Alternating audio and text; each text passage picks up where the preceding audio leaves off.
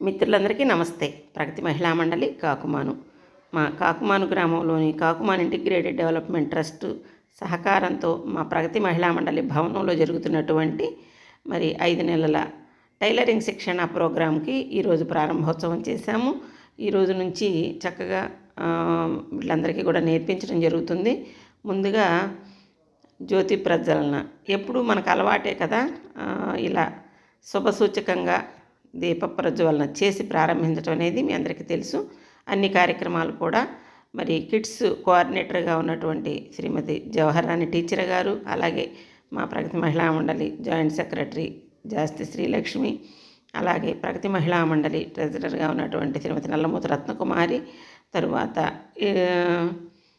Tailoring టీచర్గా బాధ్యత నిర్వహించబోతున్నటువంటి శ్రీమతి నల్లమూతు భారతి, వీళ్ళందరూ కూడా చక్కగా స్వామివారి ముందు తలా ఒక ఒత్తిని వెలిగించి దీపాన్ని ప్రజ్వలింపచేసి కార్యక్రమం మొదలుపెట్టాము.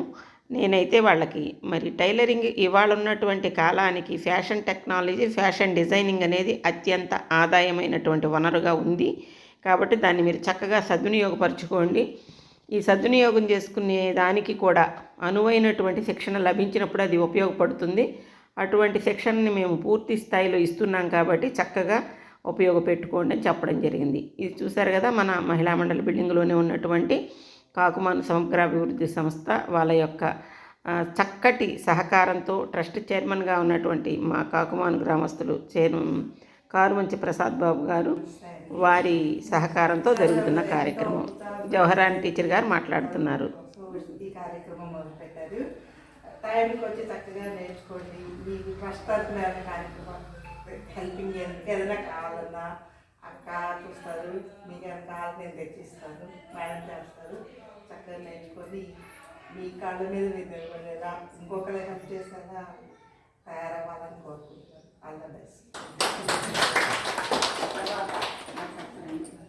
టీచర్ గారు కూడా మాట్లాడిన తర్వాత మరలా వాళ్ళు ఇంకా కొన్ని జాగ్రత్తలు, చక్కగా రూల్స్ అండ్ రెగ్యులేషన్స్ అన్నీ కూడా తెలియచేసి ఈ కార్యక్రమానికి ముగింపు పలికాము. ఇక క్లాస్ ప్రారంభమైంది.